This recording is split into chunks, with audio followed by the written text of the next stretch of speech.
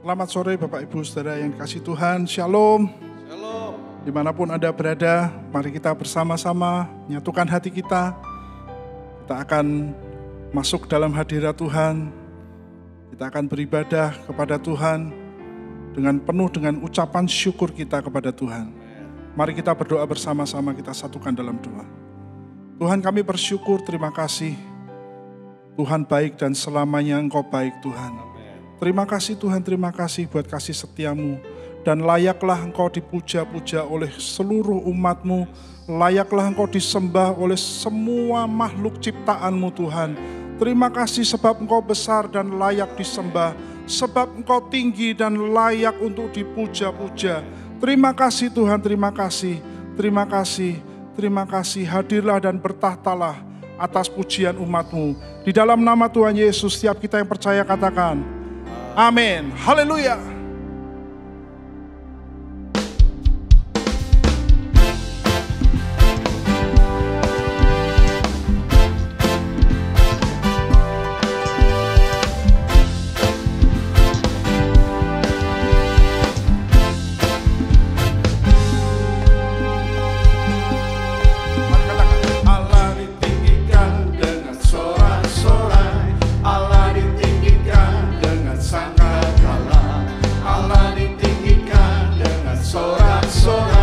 Bersoraklah bagi Tuhan, bersoraklah bagi Tuhan. Allah ditinggikan, Allah ditinggikan dengan sorak-sorai.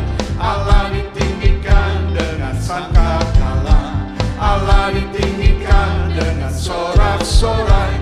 Bersoraklah bagi Tuhan, bersoraklah bagi Tuhan. Biar sangkakala berbunyi, tepuk tangan puji Tuhan. Allah diagungkan, Allah diagungkan, Allah diagungkan tinggi.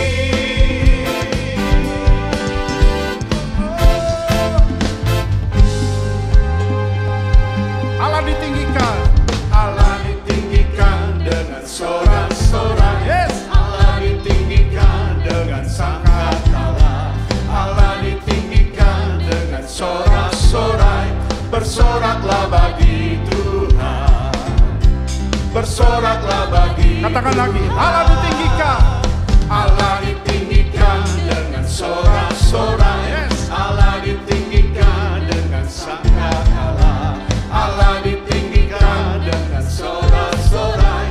Bersoraklah bagi Tuhan, bersoraklah bagi Tuhan. Biar sangkakala berbunyi, tepuk tangan puji Tuhan.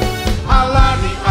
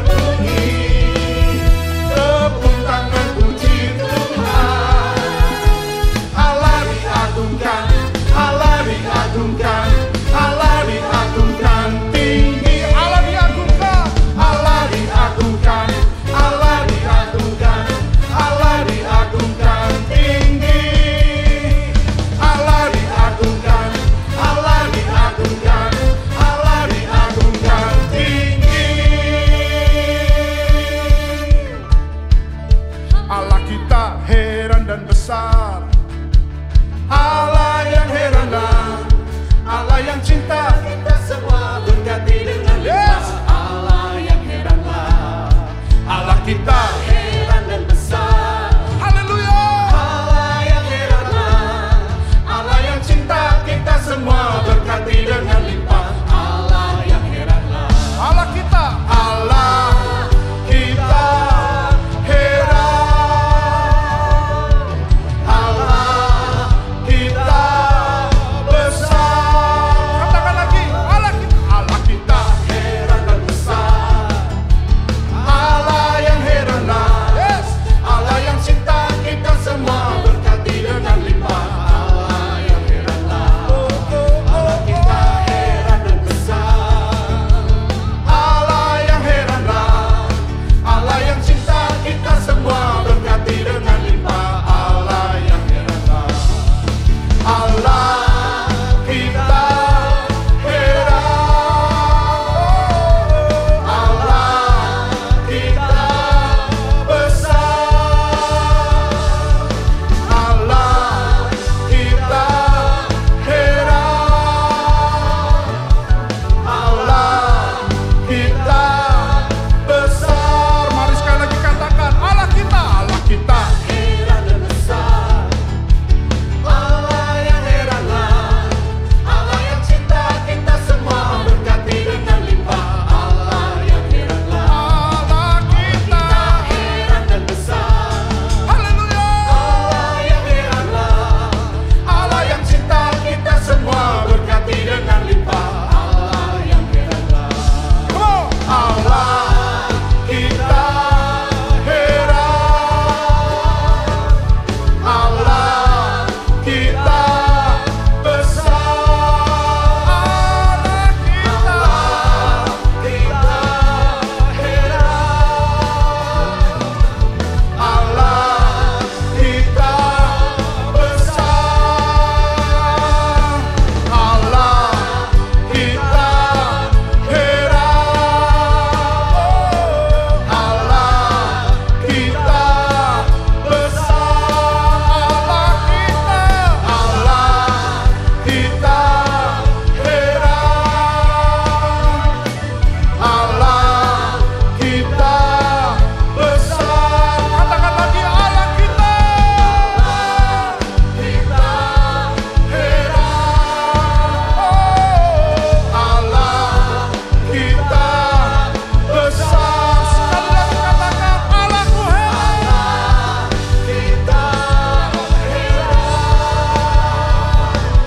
Allah kita besar.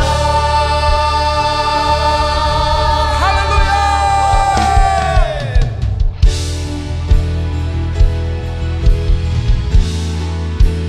Ku mau selalu bersyukur, selalu bersyukur. Kau Tuhan yang setia, yang selalu menolong. Ku mau selalu bersyukur, selalu bersyukur. Kau Bapa-Ku yang setia. Ku mau selalu bersyukur, selalu bersyukur. Kau Tuhan yang setia, yang selalu menopang. Ku mau selalu bersyukur, selalu bersyukur. Kau Bapa-Ku yang setia.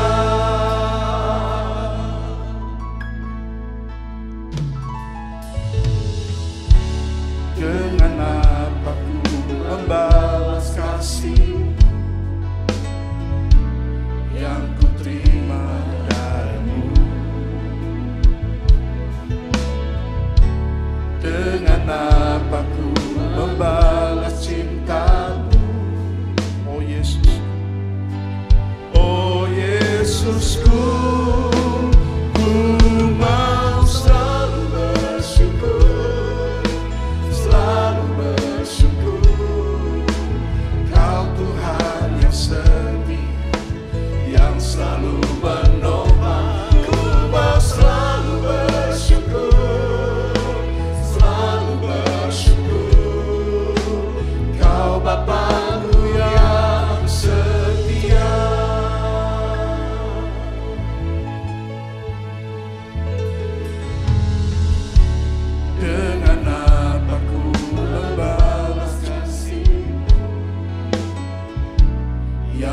terima darimu. Dengan apa ku membalas cintamu,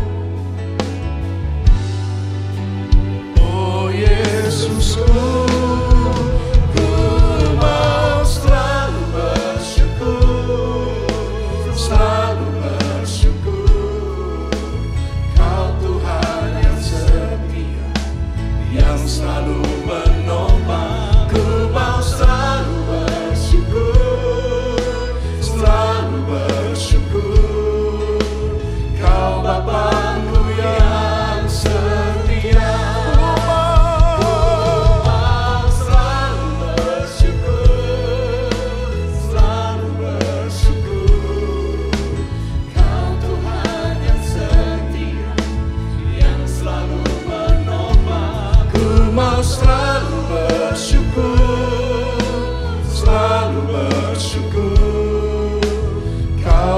Bapakku yang setia.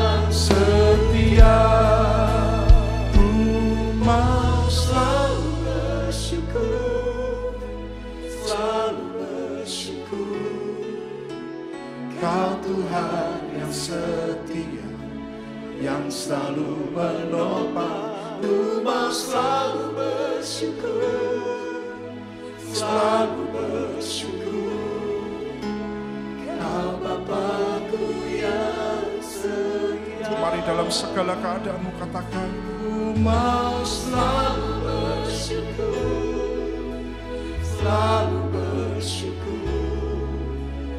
Kau Tuhan yang setia, yang selalu menopang. Ku mau selalu bersyukur, selalu bersyukur.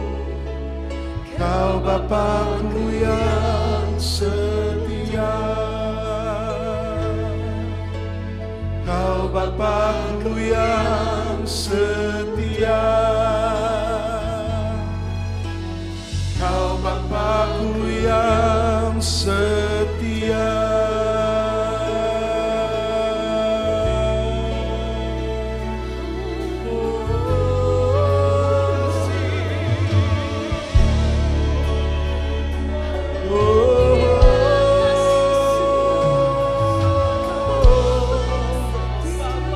Terima kasih Tuhan,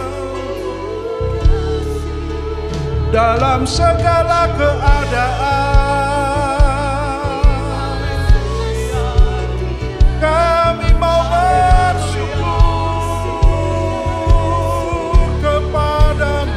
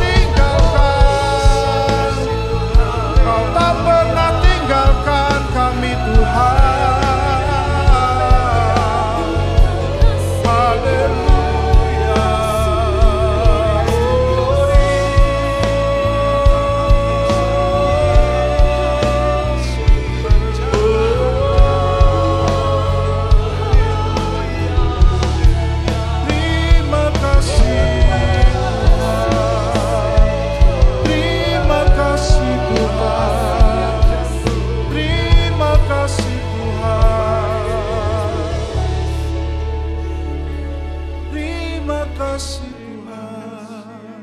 Terima kasih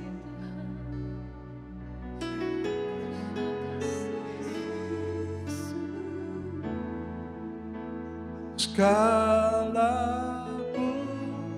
pujian dan syukur hanya bagimu, Yesus. Dengan apakah ku balas kasih-Mu? Segala hormat, segala hormat kemuliaan hanya layak bagimu, hanya layak bagimu. Ku sembah Yesus seumur hidupku. Segala pujian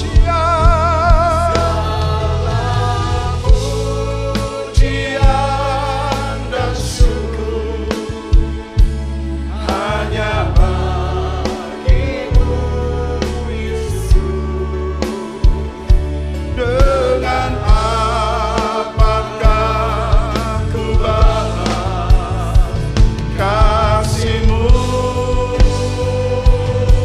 Segala hormat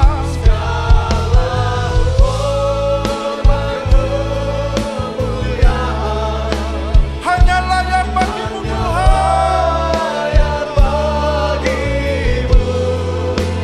Ku sembah Yesus seumur hidupku. Segala pujian dan syukur hanya bagimu, Yesus. Dengan apakah ku balas kasih-Mu? Segala hormat kemuliaan hanya layak bagimu.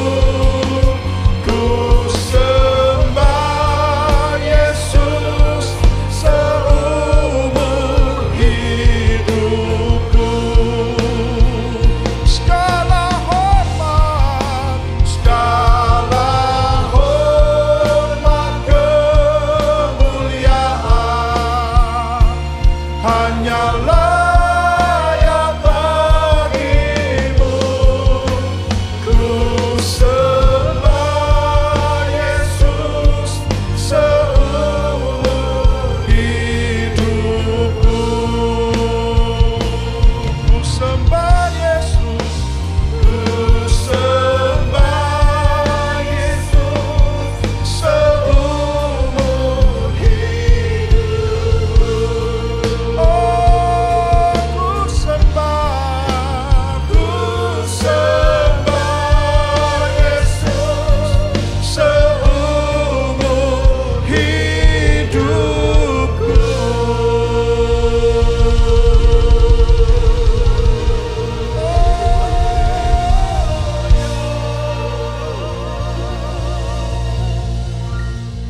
Terima kasih Bapak, terima kasih.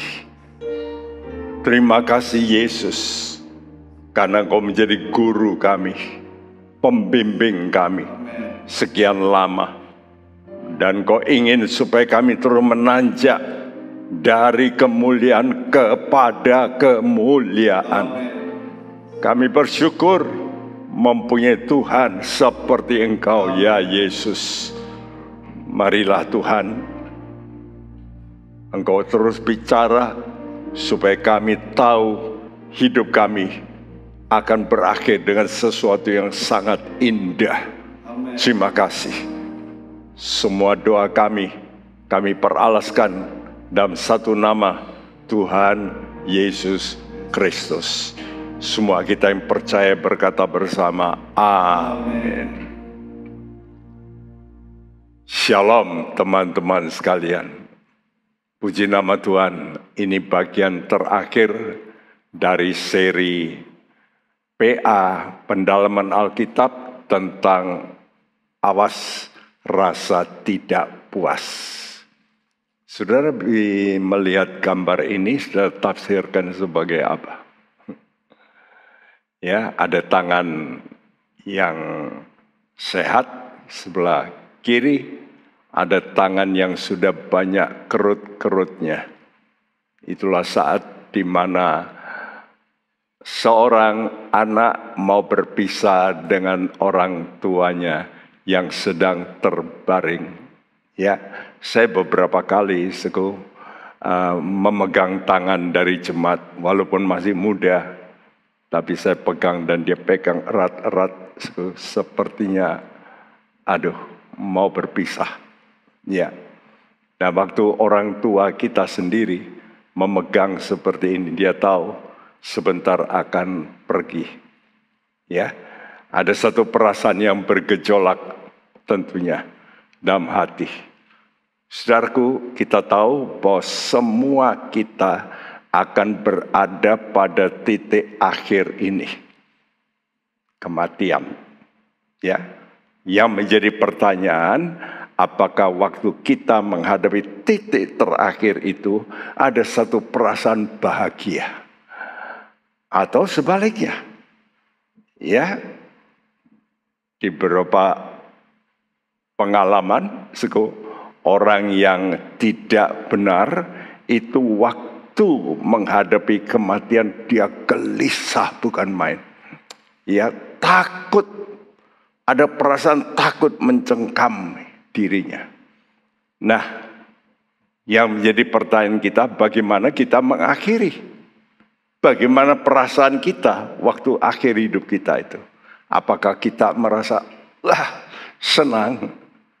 Sehingga sudah lihat kadang-kadang orang itu dilihat waktu dia mati, mukanya itu bisa gembira. Ya, mertua saya waktu meninggal, mukanya itu bisa tersenyum. Ya, tapi ada orang yang begitu meninggal, mukanya itu seram sekali, diliputi dengan perasaan takut, dan itu sampai mati. Saya tuliskan di sini, ingatlah, semua yang kita cintai di muka bumi ini sedang dan akan berubah. Semua akan berubah. Ya, menjadi karatan, menjadi tua, menjadi sakit-sakitan, ya, dan sebagainya. Dan sedang akan lenyap dengan berjalannya waktu. Itu pasti.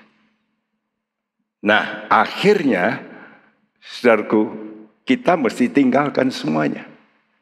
Yang menjadi pertanyaan pada akhir hidup kita, apakah hal-hal itu yang akan lenyap itu bisa memuaskan kita?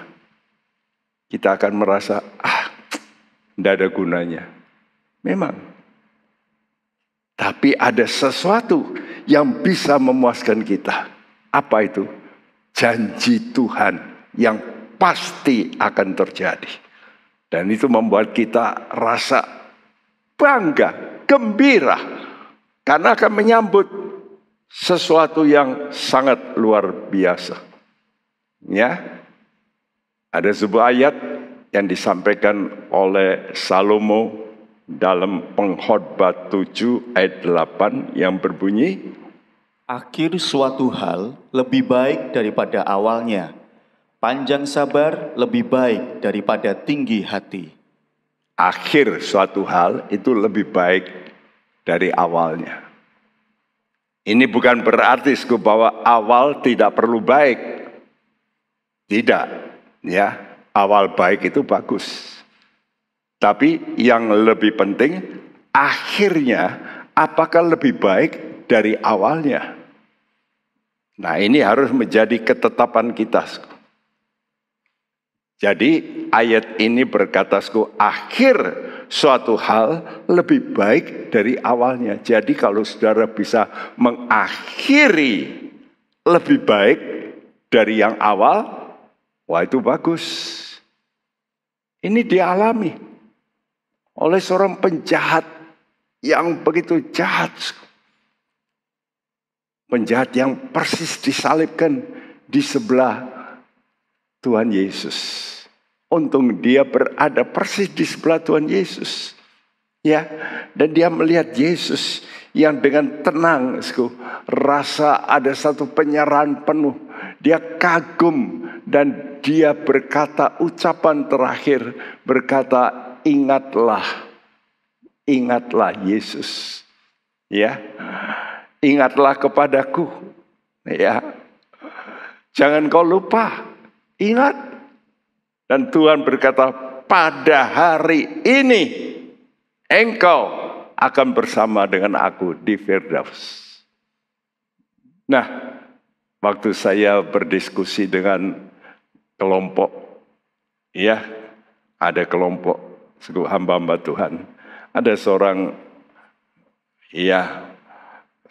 yang punya potensi berkedudukan. Dia berkata, kalau begitu yang penting itu akhir ya Pak. Iya, saya berkata. Oh kalau begitu ya yang penting itu kan selamat. Buktinya penjahat aja selamat. Jadi ya sudah, kita sekarang sudah selamat. Kita yang jauh lebih baik ya pasti selamatlah. Saya berkata, belum tentu engkau selamat kalau akhirmu tidak selamat. Ya, lebih baik lagi kalau orang itu pada awalnya dia sudah melakukan hal-hal yang baik dan terus crescendo, naik, lebih baik lagi, jauh lebih baik, dan akhirnya sangat-sangat baik. Dan itu yang diinginkan Tuhan. Dan itu dialami oleh Bapak Abraham yang punya iman sejati. Imannya Bapak Abraham itu kenapa kok bisa begitu? Itu dituliskan dalam Kisah Rasul 7 ayat 2 mengatakan Allah yang maha mulia menampakkan diri kepada Abraham. Jadi penglihatan tentang Allah yang maha mulia itu yang menarik dia. Kemuliaan Tuhan itu menjadi sasaran hidup daripada Bapak Abraham. Dan sejak itu imannya terus naik. Bahkan dalam surat Yakobus 2 ayat 22 mengatakan, imannya menjadi sempurna. Nah ini kita juga harus semacam demikian kalau kita mau menjadi anak Abraham. Jadi iman kita ini mesti terus bertumbuh, naik, crescendo, bukannya macet, ya. Nah, itulah sebabnya waktu Abraham pada usia sudah lanjut, umurnya itu 175 tahun, saudaraku, dia mau mati. Apa yang terjadi? Ini kesaksian Alkitab, ya. Waktu dia mati, maka anaknya datang, Ishak datang, juga Yakob masih, ya waktu itu usia 15 tahun Yakob. Jadi selain Ishak ada juga Esau, ya ada Ismail yang negatif itu juga datang. Jadi betul-betul dia mati dalam kondisi yang luar biasa. Ya, apa kata Alkitab? Kejadian 25 ayat 7 dan 8. Abraham mencapai umur 175 tahun, lalu ia meninggal. Ia mati pada waktu telah putih rambutnya, tua dan suntuk umur. Maka ia dikumpulkan kepada kaum leluhurnya. Ya, Alkitab Bahasa Indonesia mengatakan ia mati pada waktu telah putih rambutnya, tua dan suntuk umur, suntuk. Jadi orang Jawa bilang notok gitu. Ya. Jadi umurnya itu suntuk sungguh, ya. Nah, dalam terjemahan Modern King James dikatakan sungguh, and Abraham expired and died in a good old age, old and satisfied. Ada orang old tapi not good, ya. Tapi Abraham tua dan baik, ya. Tua dan puas. Ini penting. Ini yang paling penting. Jadi betapa indahnya kalau akhir hidup kita itu mau berpisah, itu ada satu rasa kepuasan. Nah, kalau puas mestinya senyum. Saya mau pergi ya, Nak. Tuhan sudah memanggil saya, ya. Suntuk umur dan puas. Good old age and satisfied. Luar biasa, ya. Dan ini dialami oleh Abraham. Kenapa? Karena janji Tuhan itu berlaku dalam hidupnya. Mari kita menjadi anak-anak Tuhan yang selalu bisa menikmati janji Tuhan itu terjadi, terwujud dalam hidup kita. Ini luar biasa, ya, saudara. Nah, pernyataan Tuhan akhir suatu hal lebih baik dari awalnya tidak berhenti di situ, disambung, ya. Disambung begini, panjang umur, dalam terjemahan Inggris katakan patient in spirit. Jadi kesabaran dalam roh lebih baik daripada tinggi hati dalam roh. Jadi kalau begitu, kondisi kita ini bisa betul-betul indah, itu tergantung dari spirit kita. Jelas ya? Jadi bukan oleh karena harta kita, kedudukan kita, kemewahan kita. Bukan.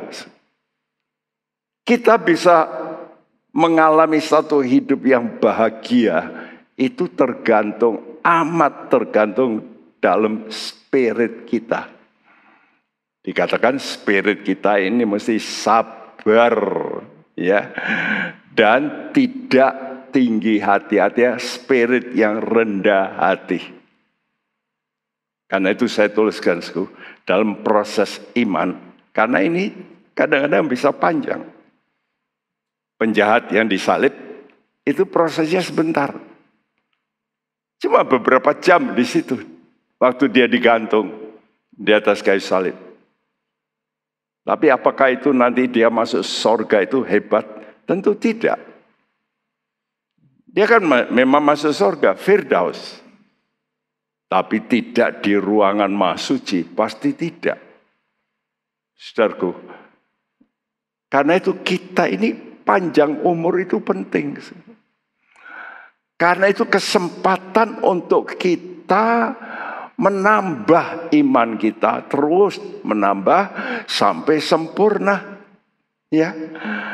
Dan bukan secara kebetulan, kata panjang sabar di sini, patient in spirit, itu pakai kata dalam bahasa Inggris katakan long suffering, dari bahasa Ibrani arek, tapi dalam bahasa Grekanya makrotumia, ya. Dan kalau kita baca, apa itu panjang sabar? Panjang sabar itu buah roh. Jadi hidup kita ini di dalam spirit harus terus kita kembangkan sampai ada buah roh. Nah, ini Anda bisa checking sendirilah. Apakah sudah hidup dalam kasih? Lalu setelah kasih apa? Damai. Damai. Apakah hatimu damai? Ya. Apakah engkau mempunyai kasih yang bisa sabar? Nah itu. Ya, karena itu dalam 1 Korintus 13 ayat 4, kata awal yang dikatakan kasih itu sabar. Nah, kata ini kalau terjemahan yang lama itu lebih baik sebetulnya. Ya, kasih itu panjang sabar, bukan sabar, panjang sabar. Bahasa Inggris katakan long suffering. Long, panjang. Suffer, menderita. Charity suffered long. Jadi orang yang bisa tahan dalam proses menderita panjang. Wah, kalau gitu enggak gampang ya. Sebab di situ ada proses penderitaan. Dan orang yang benar ingin masuk surga, Paulus memperingatkan berkali-kali. Kisah Rasul 14 ayat 22, dia berkata, tidak dapat tidak. Kita harus menderita untuk masuk kerajaan Allah. Tidak dapat tidak. Wow. Jadi kalau ada orang yang berkata, saya nggak mau menderita, ya jangan masuk surga. Nah, penderitaan itu kapan toh? Penderitaan itu saat kita melakukan perbuatan iman. Banyak orang beriman. Dan seringkali saya beriman pada Yesus pasti masuk surga. Kalau kena masalah sedikit, dia tidak terima, ya marah. Tapi saya percaya Tuhan. Jadi pasti masuk surga. Wah, ini ajaran yang begitu murah ya. Karena Tuhan itu akan memproses orang. Apakah betul mempunyai kasih? Sebab salah satu bahan kasih yang utama itu sabar. Love is long suffering. Jadi kasih itu rupanya yang sabar. Dan itu perbuatan iman. Apa perbuatan iman daripada Bapak Abraham yang paling tinggi, paling indah pada waktu dia diuji untuk menyerahkan Ishak? Itu ditulis dalam surat Yakobus 2 ayat 21 dan 22. Bahwa imannya menjadi sempurna pada saat dia mempersembahkan Ishak. Coba bayangkan, kalau dia naik ke gunung dan dia tinggalkan bujangnya. Kenapa tinggalkan? Karena dia tahu kalau bujangnya ikut, bujang ini bisa menjadi penghambat untuk dia mengorbankan anaknya Ishak. Sampai anaknya itu tanya, "Pak, ini ada pisaunya, ada apinya, ada kayunya, di mana dombanya?" Wow, pertanyaan itu pasti menusuk hati Abraham. Dia dalam batinnya berkata, "Nak, kamu yang aku harus korbankan." Saya kira waktu dia naik ke gunung, air matanya bercucuran. Tapi dia tahan tidak menjerit, karena nanti anaknya pikir, ngapain ini? Tapi saya pastikan hati daripada Bapak Abraham hancur.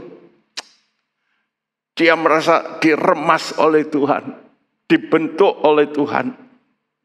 Ya, karena itu saya tuliskan, Abraham pasti menderita dalam roh. Ya, spiritnya itu menderita. Waktu dia harus menyerahkan Ishak jadi korban. Saudaraku, itulah sebabnya kenapa kita kadang-kadang harus bertahan ya. dalam pernikahan juga kadang-kadang ada ketidakcocokan, lalu ribut. Kadang-kadang kita ini suami dan istri ini harus bertahan dalam spirit kita. Spirit kita rasanya diremukkan, dihancurkan. Nah, kita mesti tahan di situ. Panjang sabar. Ya. Long suffering. Penderitaan panjang. Ini proses. Makin prosesnya makin panjang, pasti hasilnya pasti makin baik. Ada sebuah gedung gereja, saya lupa, saya baca di Bulgaria atau Rumania. Tapi itu arsitek menggambarkan suatu desain yang luar biasa. Dan selesainya itu 100 tahun lebih. Bayangkan, pasti arsiteknya mati. Untung penggantinya tidak mengubah. Jadi waktu arsitek pertama mati, arsitek kedua meneruskan ide dari arsitek pertama. Dan waktu selesai orang ke sana dia mesti geleng-geleng. Wah, hebat. Kenapa? Prosesnya begitu lama. Bagus sekali. Ya. Dan ini yang seringkali kegagalan kita. Umumnya di sini. Umumnya kegagalan kita waktu kita diproses. Dan waktu diproses itu kita menderita. Itu harus, itu wajib. Nanti baca juga dalam 2 Timotius 3, di situ diterangkan, setiap orang yang mau beribadah kepada Allah harus menderita aniaya. Jadi aniaya itu bisa bukan ya pembunuhan, tapi aniaya itu bisa kata-kata, bullying dan sebagainya. Ya, pergaulan kita kadang-kadang ya menghina kita, itu aniaya. Aniaya dalam spirit khususnya. Apakah kita bisa bertahan? Dan disitulah kalau saudara dalam pergumulanmu dalam spirit, engkau berlutut, engkau bisa mencurahkan tangisanmu, air matamu, dan kau berseru pada Tuhan, Tuhan kuatkan saya. Saya mau bertahan menuruti firman-Mu. Kadang-kadang suara iblis berkata, Sudahlah, ya mati sajalah, lawan sajalah. Tapi ada suara lain, tahan, tinggal sedikit lagi. Kamu sedang diproses. Yang kedua, proses yang harus menyertai kalau kita mau akhir itu baik, yaitu tidak tinggi hati. Ya. Jadi jangan proud in spirit. Jangan sombong dalam roh kita. Jadi rendah hati. Kenapa? Karena ada dalil Tuhan. Matius 23 ayat 12 mengatakan, barang siapa meninggikan diri, ia akan direndahkan. Dan barang siapa merendahkan diri, ia akan ditinggikan. Jadi proses kita, waktu kita ikut Yesus itu sebetulnya satu ini, proses merendahkan hati. Karena itu saya mengajar di sekolah Alkitab atau STT, saya tekankan kepada mahasiswa 2 perkara yang harus Anda miliki. Iman yang sejati dan proses kerendahan hati. Ini saja. Enggak perlu saudara pintar, enggak perlu hebat. Tapi saudara punya iman dan kerendahan hati. Itu modal paling top. Jadi semua kita mesti belajar 2 ini. Ya. Sebab iman itu harus. Ya. Tapi juga harus disertai kerendahan hati. Nah, ini karakter. Ya. Nah, Tuhan datang ke dunia ini hanya untuk mengajar kita, belajarlah kepadaku. Jadi bukan belajar ya, itu seperti kita dengan guru gitu belajar ilmunya. Bukan. Dalam bahasa Inggris katakan, learn of me. Kamu belajar tentang aku. Bukan tentang ilmuku. Tapi belajarlah tentang diriku. Dan kita mesti tahu akhir kita nanti bagaimana. Ada akhir yang sangat buruk bagi orang yang tinggi hati. Dan itu dituliskan dalam Markus 9 ayat 44, 46, 48. Alkitab mengatakan ulat-ulat bangkai tidak mati dan api tidak padam. Kata Tuhan, lebih baik matamu dicungkil daripada kamu pakai dua mata, tapi kamu masuk neraka di mana ulat-ulat bangkai tidak mati. Jadi di neraka itu nanti orang yang dibuang ke sana itu baunya, dia akan membau gitu. Aduh, amis, gak enak. Ya. Saya sekali melayani orang yang sakit diare, masuk rumah sakit. Begitu masuk, saya mau mendoakan, istrinya nggak mau masuk. Kenapa ya? Saya pikir. Nggak taunya begitu saya masuk, langsung perut saya ini bergolak, mau tumpah. Baunya lebih dari udang yang busuk. Ya, saya pernah juga melayani orang yang kena penyakit gula basah. Ya, gula basah itu jadi, ya kulitnya itu basah dan baunya amis sekali. Jadi kalau dia di rumah, cucu-cucunya, anak-anaknya itu hampir nggak mau masuk. Kenapa? Nggak kuat baunya. Nah waktu itu saya mesti datang, masa saya berdoa dari jauh. Saya masuk, tapi masuk itu, waduh, amisnya bukan main. Ya, nah itulah keadaan nanti di neraka, dan apinya tidak padam, terus dibakar. Seperti Wahyu 14 ayat 11 di situ Alkitab menulisku, asap api menyiksa siang malam selama-lamanya. Dan mereka akan disiksa tidak henti-hentinya. Terus kapan berhenti? Tidak berhenti sampai selama-lamanya. Ini harus jadi peringatan loh. Karena itu kalau ada anak Tuhan gak takut berbuat dosa, seharusnya dengar firman Tuhan. Tuhan Yesus tidak tutup-tutupi, oh nanti kamu baiklah, semua kondisimu baik. Tuhan kasih peringatan. Kalau kamu tidak nurut, nanti lihat.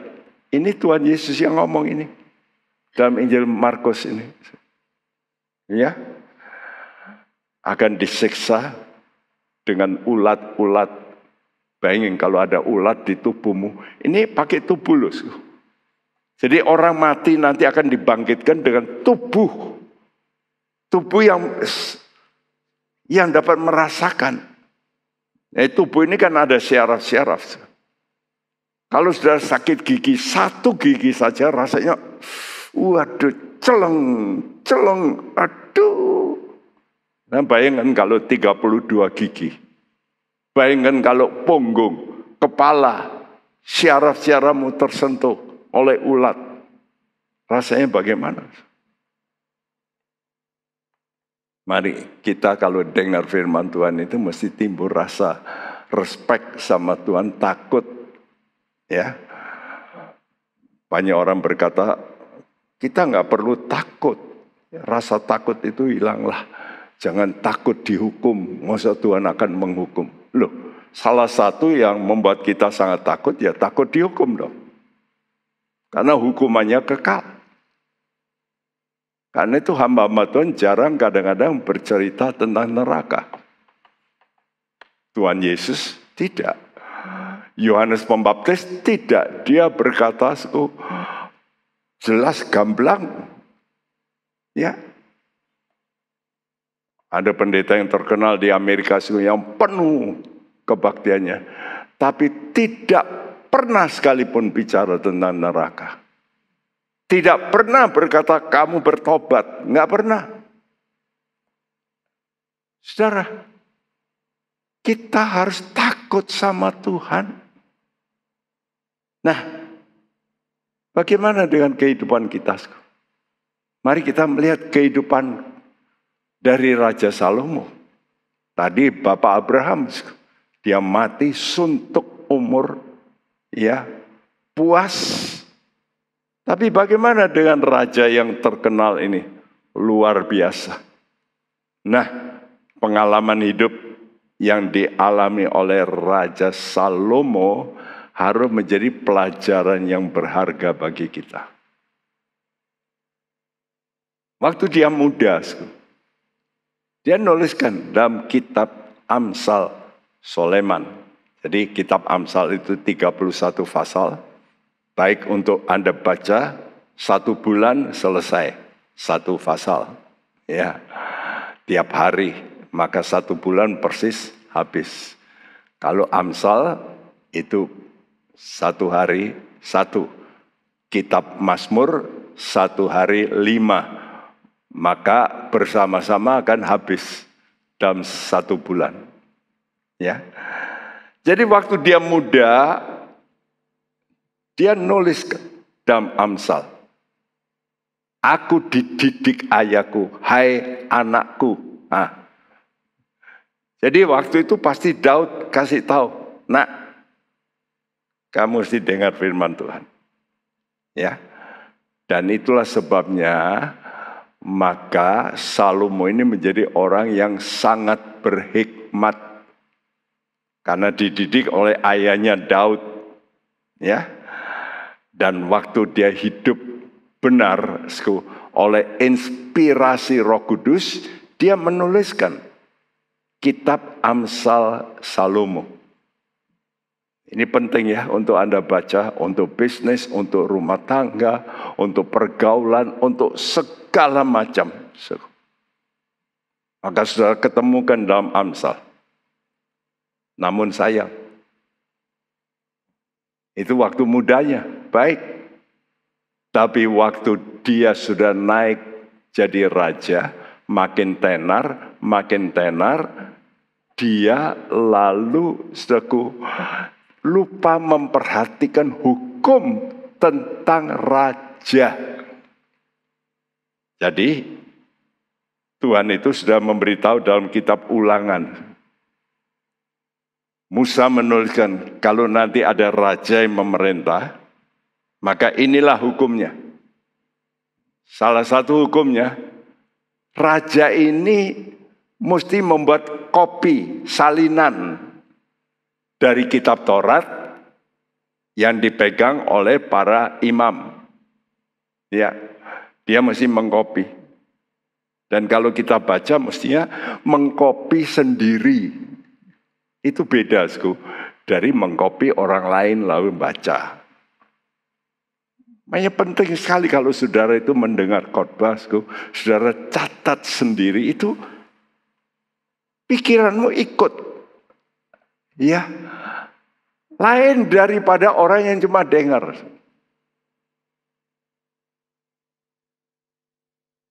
Ini saya anjurkan bagi saudara yang ingin memperdalam.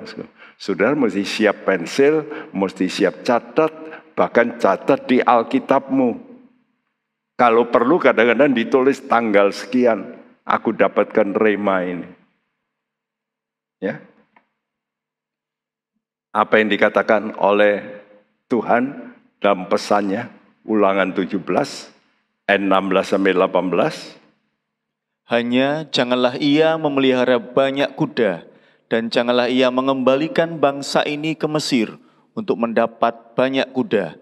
Sebab Tuhan telah berfirman kepadamu, janganlah sekali-kali kamu kembali melalui jalan ini lagi. Juga janganlah ia mempunyai banyak istri, supaya hatinya jangan menyimpang. Emas dan perak pun janganlah ia kumpulkan terlalu banyak. Apabila ia duduk di atas tahta kerajaan, maka haruslah ia menulis baginya salinan hukum ini menurut kitab yang ada pada imam-imam orang Lewi. Ya, Alkitab bahasa Indonesia, maka haruslah ia menyuruh. Tapi kalau dalam terjemahan yang lain berkata, ia menulis baginya. Jelas apa? Menyalin sendiri.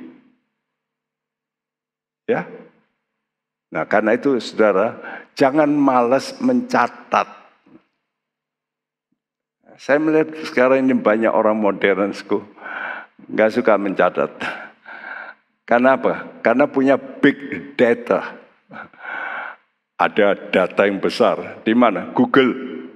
Mau apa saja sudah tercatat. Tinggal download. Lain ya. Tiap orang itu akan dapat rema dari Tuhan berbeda. Karena itu waktu sudah dengar firman Tuhan, sudah catat bisa beda. Si A sama si B. Kenapa? Karena Tuhan memimpin untuk spirit, tapi spirit itu kan banyak ya variasinya. Karena itu kalau sudah dengarkan khotbah kan beda-beda ya. Si A khotbah, perikopnya sama, kenapa kok beda? Ya karena dia mendapat beda. Nah, ketiga larangan ini justru semuanya dilanggar oleh Salomo. Yang pertama, jangan memelihara banyak kuda. Kenapa?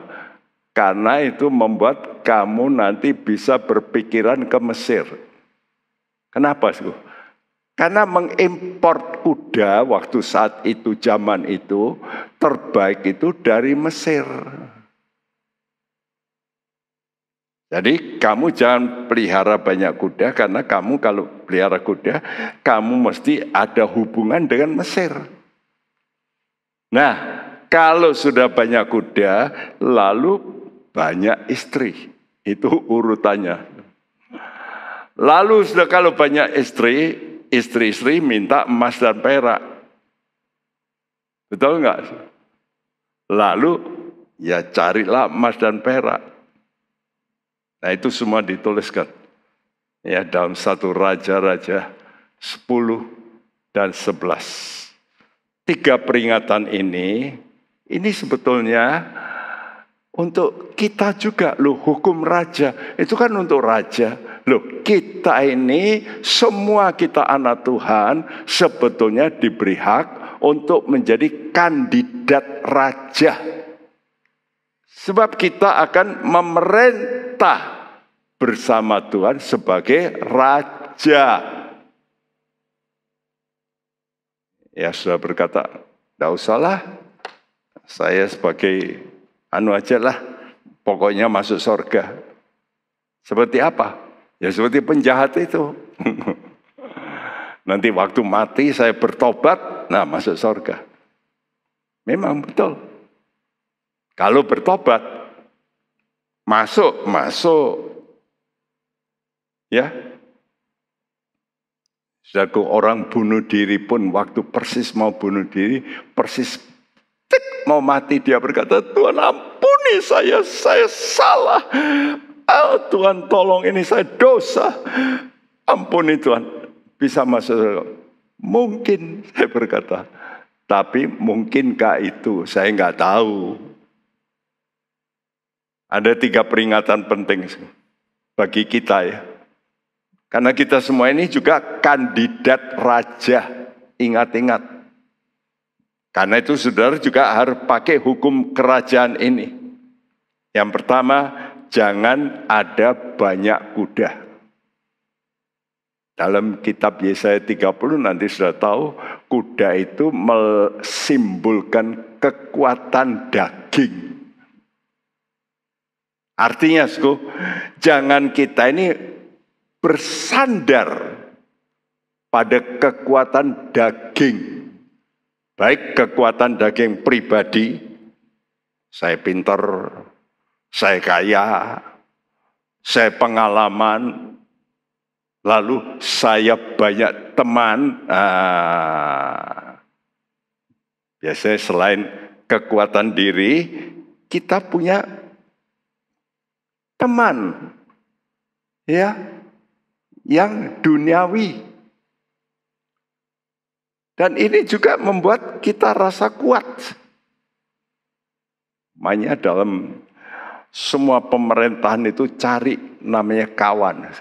Apalagi dalam pemilu. Kalau perlu sebar uang, kalau perlu janji-janji, betul nggak? Supaya dapat kawan yang menjadi kekuatan. Kita anak Tuhan sebetulnya dijauhkan dari yang begitu. Model ya pakai ya politik money, suap dan sebagainya, dijauhkan. Kita anak Tuhan mesti percaya pada Tuhan. Ya. Dan Yesaya 30 ayat 15 berbunyi, Inilah firman Tuhan Allah yang Maha Kudus, Allah Israel. Dengan bertobat dan tinggal diam, kamu akan diselamatkan. Dalam tinggal tenang dan percaya terletak kekuatanmu. Tetapi kamu enggan. Tetapi kamu enggan. Di mana kekuatan kita? Kata Tuhan, dengan bertobat dan tinggal diam. Tinggal diam ini bukan diam-diam. Dah wis tidur-tiduran. Bukan. Tinggal diam itu berarti kita berdoa. Ya. Jadi bertobat dan banyak berdoa. Doa ini kekuatan. Kekuatan di mana? Spirit. Berdoalah dalam roh. Kan itu yang dianjurkan Tuhan. Jadi kalau spiritmu mau kuat, saudara mesti suka berdoa.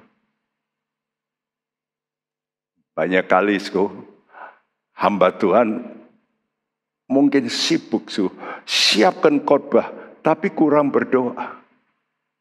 Khotbahnya mungkin bagus, tapi khotbah itu tidak disertai yang namanya kekuatan Tuhan untuk membuat orang lain bisa bertobat. Jadi yang penting bukan bagusnya, bagaimana disampaikan dengan kekuatan Roh Kudus. Ya. Disambung dengan ayat 16 Yesaya 30. Kamu berkata, bukan kami mau naik kuda dan lari cepat, maka kamu akan lari dan lenyap. Katamu pula, kami mau mengendarai kuda tangkas, maka para pengejarmu akan lebih tangkas lagi. Tadi katakan dengan tinggal diam, bertobat dan tinggal diam, ya, maka kamu itu nanti akan mendapat kekuatan. Kamu berkata, bukan. Mesti gitu bacanya ya. Jadi bukan kami mau naik kuda, bukan begitu. Bukan. Kami mau naik kuda dan lari cepat. Lalu kata Tuhan, memang kamu bisa naik kuda, kamu akan lari, tapi akan lenyap. Ya, kamu berkata kami mau mengendarai kuda tangkas. Maka jawaban Tuhan, maka pengejarmu akan lebih tangkas lagi. Wah, Tuhan peringatkan, kita nggak bisa menang dengan kekuatan kita. Coba saya lihat petinju atau apa, mesti akhirnya satu kali kalah. Karena ada orang lain yang lebih hebat muncul. Apakah kita mau seperti itu? Kita mesti jadi anak Tuhan bukan begitu. kemenangan kita itu karena Tuhan menyertai kita. Itu yang disebut Israel. Apa artinya Israel? God prevails. God fights. Itu Israel. Jadi bukan kita. Kalau kita tambah lama, tambah usur, tambah tua, tambah lemas dong. Tapi Tuhan tidak pernah lemas. Selalu kuat. Nah, kegagalan Raja Salomo itu diawali saat dia mengimpor banyak kuda dari Mesir. Mungkin maksud ini. Biasanya orang politik itu pikirannya politis. Karena itu, bagaimana bisa hubungan dengan Mesir? Supaya negaraku kuat, aku punya tentara kuat, aku impor banyak kuda. Nah, untuk supaya gampang ya, untuk berafiliasi dengan Mesir, maka dia mulai melamar anaknya Firaun. Jadi secara politis ini baik. Ya. Tapi saat itu dalam ayat 1 ini, 1 Raja-Raja 3 ayat 1, kondisi dari hati Salomo itu masih baik. Karena ayat ketiga berkata Salomo menunjukkan kasihnya pada Tuhan. Tapi perhatikan, karena merasa kuat inilah, lalu mulai tergerus. Tergerus itu artinya pelan-pelan. Merosot, merosot, merosot. Jadi tidak dirasakan. Ya. Karena itu Tuhan peringatkan dalam perjanjian baru, ya, apabila kamu merasa tegak, hati-hati, jangan jatuh. Jadi ini bahaya.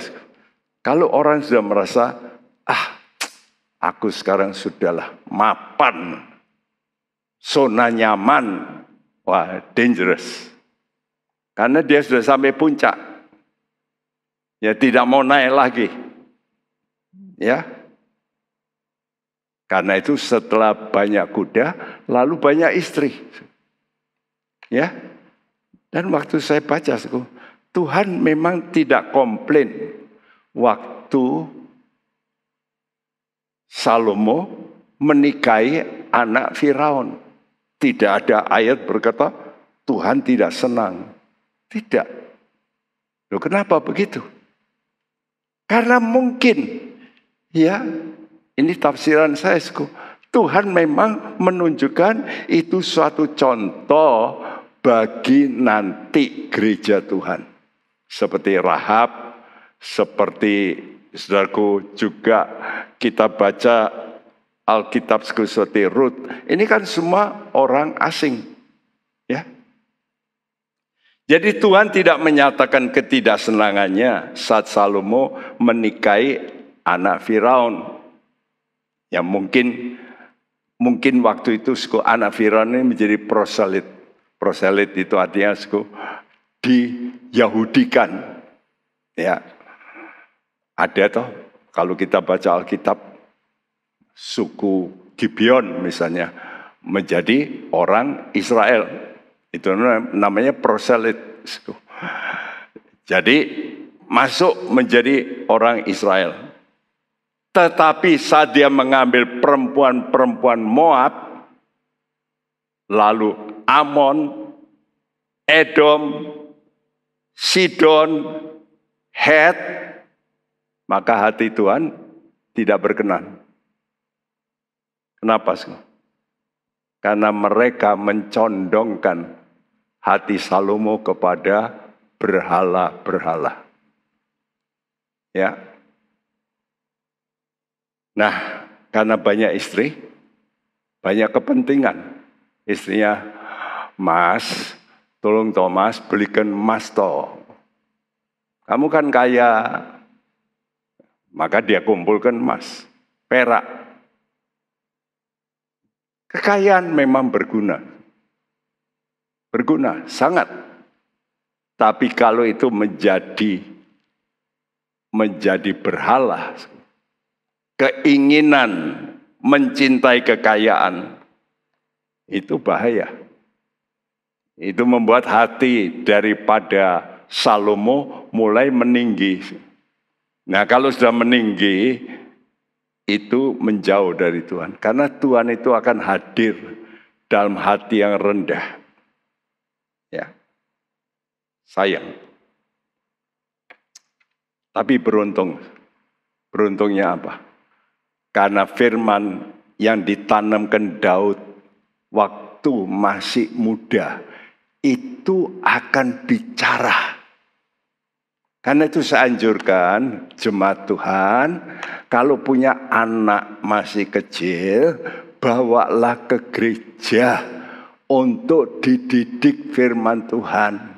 Jangan sudah berkata, nanti ajalah, kalau besar, masih kecil kok. Lu justru waktu kecil itu. Ya, waktu kecil itulah didiklah. Faktanya saudara waktu kecil kasih apa? Kasih gadget. Ya udah dididik sama orang lain. Dan dia senang di situ, gadget. Sayang ya. Nah, orang tua pikir kalau dikasih gadget bisa diem, mana ini tidak ganggu saya. Kalau saya bawa ke gereja repot, saya banguni susah. Saya peringatkan pada ibu-ibu, bapak-bapak, didiklah anakmu itu waktu masih muda. Coba bacakan Amsal 22 ayat 6. Didiklah orang muda menurut jalan yang patut baginya, maka pada masa tuanya pun ia tidak akan menyimpang daripada jalan itu. Didiklah waktu muda. Nanti waktu tua tidak akan menyimpang. Ini loh. Jadi akhir toh itu. Jadi waktu muda sudah dibekali, nanti tua itu tidak menyimpang. Kenapa bisa begitu? Karena ada janji Tuhan. Yesaya 55 ayat 11. Demikianlah firmanku yang keluar dari mulutku, ia tidak akan kembali kepadaku dengan sia-sia, tetapi ia akan melaksanakan apa yang kukehendaki, dan akan berhasil dalam apa yang kusuruh kepadanya. Ya, kalau waktu kecil, firman itu bisa masuk. Itu nanti firman itu ya tidak akan kembali dengan sia-sia, kata Tuhan.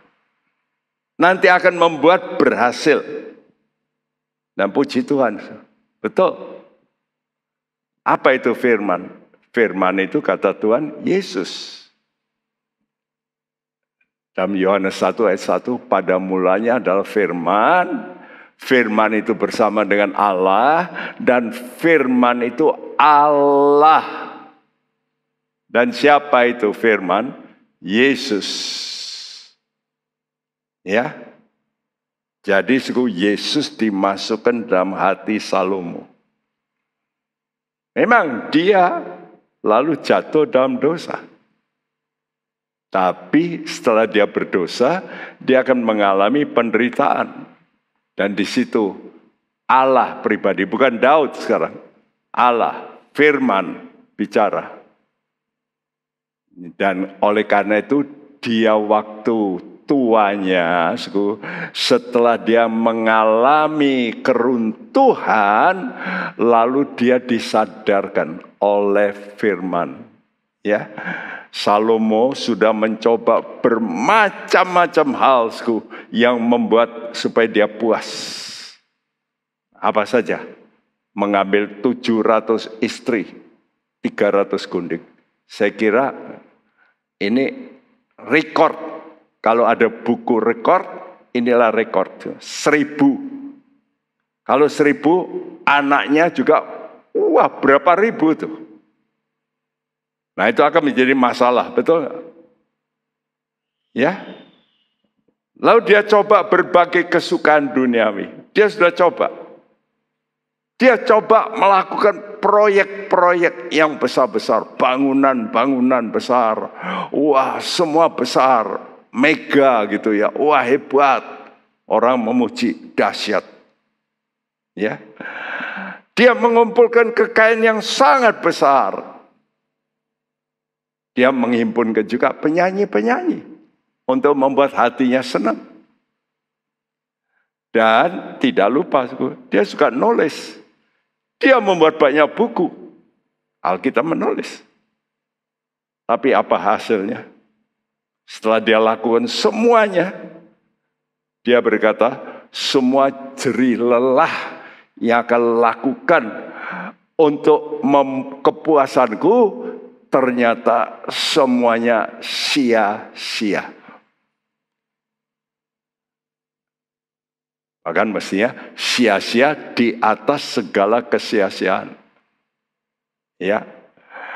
Segala sesuatu sia-sia, bahkan segala sesuatu kata dia menjemukan. Ya. Coba bacakan Kitab Pengkhotbah 1 ayat 8. Segala sesuatu menjemukan sehingga tak terkatakan oleh manusia. Mata tidak kenyang melihat, telinga tidak puas mendengar. Segala sesuatu menjemukan. Telinga enggak puas. Pengkhotbah 5 ayat 6. Siapa mencintai uang tidak akan puas dengan uang. Dan siapa mencintai kekayaan tidak akan puas dengan penghasilannya. Ini pun sia-sia. Ini dialami oleh Salomo. Dia mencintai uang. Tapi akhirnya waktu dia tua, aku enggak puas. Ini lagi Kitab Pengkhotbah 6 ayat 3. Jika orang memperoleh 100 anak dan hidup lama sampai mencapai umur panjang, tetapi ia tidak puas dengan kesenangan, bahkan tidak mendapat penguburan, kataku, anak gugur lebih baik daripada orang ini. Ya, punya 100 anak. Salomo punya berapa anak? Enggak tahu, enggak ditulis. Istrinya 1000. Ya sudah bisa naksir sendiri. Berapa ratus anak. Betul? Tapi tidak puas dengan semua kesenangan. Karena itu dia menyimpulkan akhir dari Kitab Pengkhotbah seperti ini. Pengkhotbah 12 ayat 13 dan 14. Akhir kata dari segala yang didengari ialah, takutlah akan Allah dan berpeganglah pada perintah-perintahnya, karena ini adalah kewajiban setiap orang. Karena Allah akan membawa setiap perbuatan ke pengadilan yang berlaku atas segala sesuatu yang tersembunyi, entah itu baik, entah itu jahat. Ya, akhirnya dia menyimpulkan semuanya itu sia-sia. Jadi waktu muda dia menulis Amsal, waktu tua setelah dia sadar salah, dia bertobat, dia mengaku, lalu dia menulis Kitab Pengkhotbah. Dan dia berkata, aku pengkhotbah. Nanti sudah baca itu dalam Pengkhotbah 1 ayat 1. Ya, jadi Kitab Pengkhotbah itu jelas itu Salomo sebagai pengkhotbah. Dia mau ngajari orang, jangan seperti aku. Aku simpulkan 3 saja. Pertama, takut akan Allah. Supaya kamu betul-betul hikmatmu itu enggak hilang. Yang kedua, kamu pegang pada perintah, taatilah firman. Jangan seperti aku, pernah balelo, pernah keluar dari ketaatan. Karena aku menyembah juga ya kepada dewa-dewa asing. Oleh karena gundik-gundik istri-istriku dari luar negeri, aku terseret. Kamu taatilah. Ini pesan daripada Salomo. Dan yang ketiga, dia berkata, ingat, semua kita pasti nanti akan dihakimi. Hati-hati. Ayo, kita juga mesti dengarkan Kitab Pengkhotbah ini. Yang dikhotbahkan oleh sang pengkhotbah sendiri. Pengalaman yang begitu hebat. Tapi berakhir dengan berkata, semua sia-sia. Gak ada gunanya. Semua yang di bawah langit yang aku kerjakan, kalau tidak punya nilai kekal, nol besar, nggak ada artinya. Karena itu sebagai kesimpulan ini, kita mengakhiri dan kita mau berkata, ya Tuhan, ajar kami untuk melakukan kehendak-Mu. Dan ini adalah akhir dari seri Awas Rasa Tidak Puas. Mari kita mau datang kepada Tuhan dan kita mau berkata, Tuhan, ajarlah saya, oh Roh-Mu.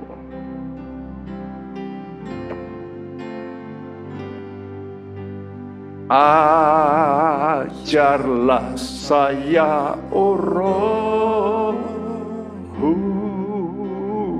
berbuat kehendak-Nya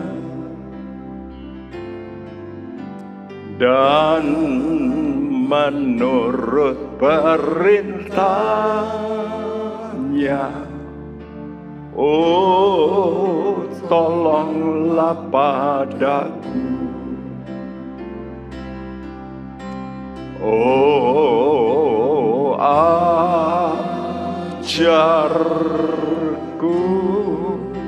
ajarku, oh Tuhan, dengarlah firman-Mu. Oh, ajarku berbuat kehendak, ajarku merendah selalu. Ajarku merendah selalu, menyerah dengan sungguh,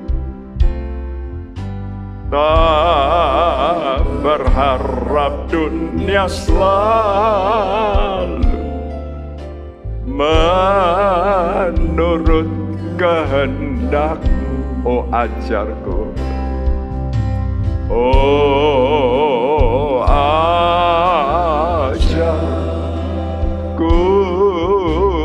ajarku, oh Tuhan, dengarlah firman-Mu.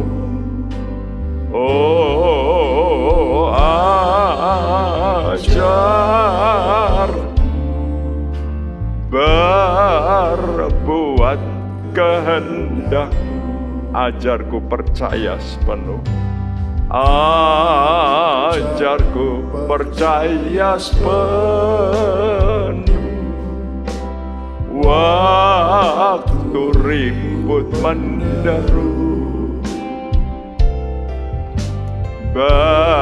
bersaksi dari Tuhanku yang tersalib dahulu. Oh ajarku,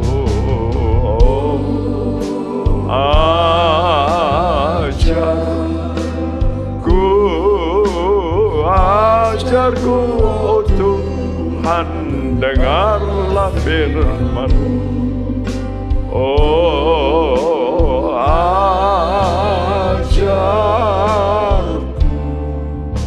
berbuat kehendak.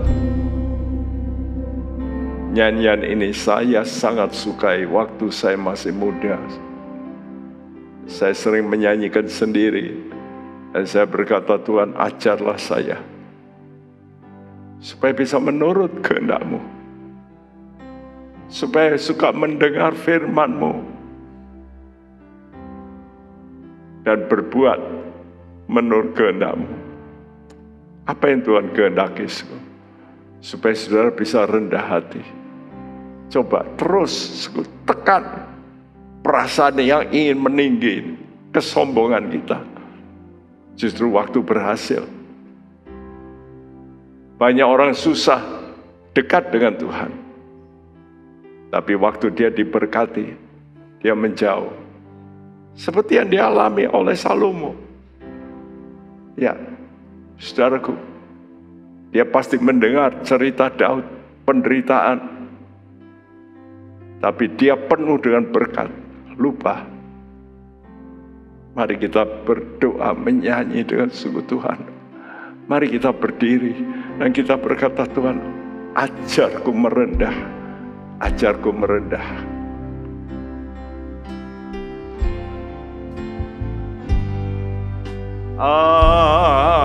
Ajarku merendah selalu, menyerah dengan sungguh, tak berharap dunia selalu menurut kehendak. Oh ajarku, oh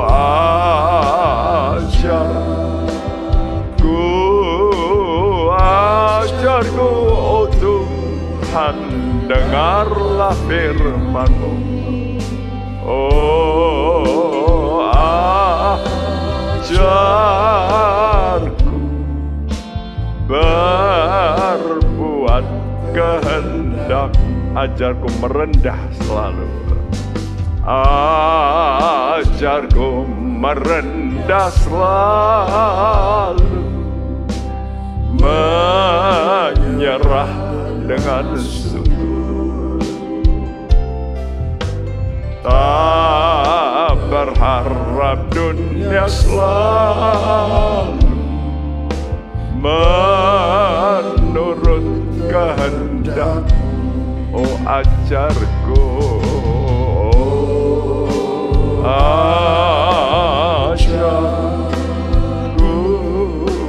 ajarku, oh Tuhan, dengarlah firman-Mu. Oh ajar berbuat kehendak tanpa kata-kata kurnia.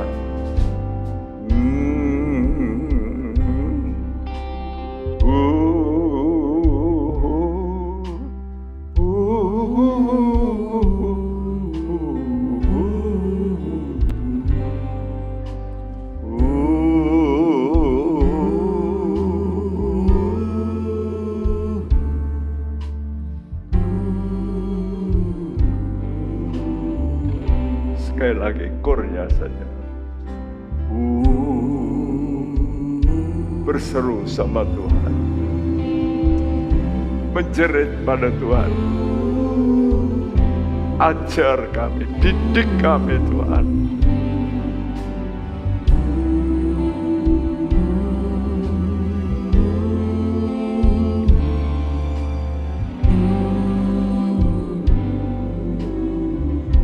Dengan suara yang lembut-lembut.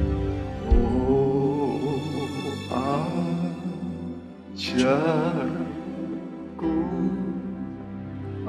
ajarku, oh Tuhan, dengarlah firman. Oh, ajar berbuat kehendak.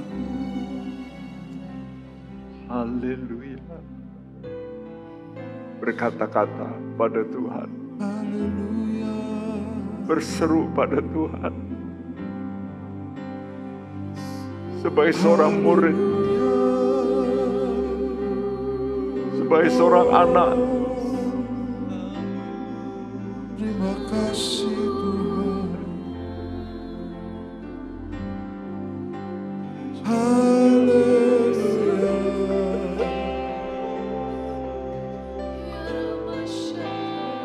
kalau Anda pernah jatuh dalam dosa, dosamu bisa membawa engkau pada maut. Mari berseru.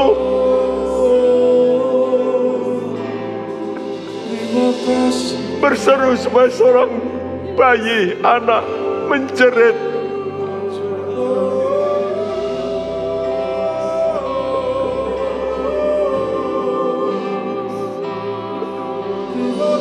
Oh Jesus, kurasa kata. Engkau mengasihi kami, Tuhan.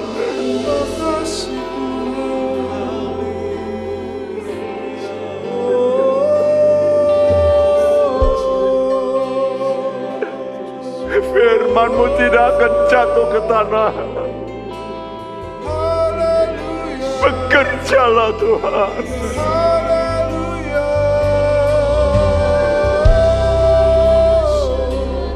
Haleluya. Kami sembah. Haleluya.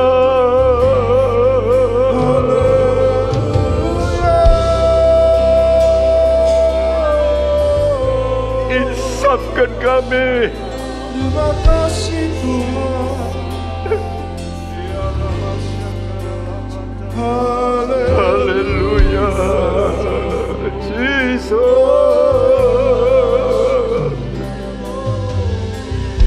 Terima kasih. Ya Yesus. Ya Yesus.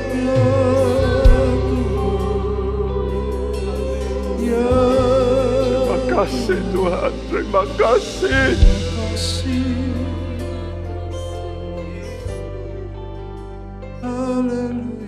Kami percaya firman-Mu tidak akan sia-sia. Dia akan mengerjakan pada waktunya. Karena itu Tuhan, bangkitkan kembali anak-anak-Mu. Hidupkanlah kembali. Spirit mereka hidupkan lagi. Supaya mereka bangun Tuhan. Dan sadar. Dan kami perlu takut kepada Engkau. Kami perlu taat kepadamu. Kami perlu tahu ada penghakiman yang pasti akan terjadi. Karena itu Tuhan melekkan hati kami. Mata hati kami ini supaya melek Tuhan. Melihat bahwa di depan kami ada pribadi yang siap menolong kepada kami. Kemurahan-Mu cukup bagi kami. Kasih-Mu cukup bagi kami untuk memulihkan. Asal kami mau bertobat kembali. Terima kasih buat firman-Mu yang mengingatkan kami. Terima kasih Tuhan. Terima kasih. Dan terus Engkau akan mengejar anak-anak-Mu. Supaya mereka Tuhan pulih semuanya. Bangkit semuanya. Siap semuanya. Menghadap hari yang besar. Hari kedatangan-Mu. Terima kasih. Terima kasih Tuhan.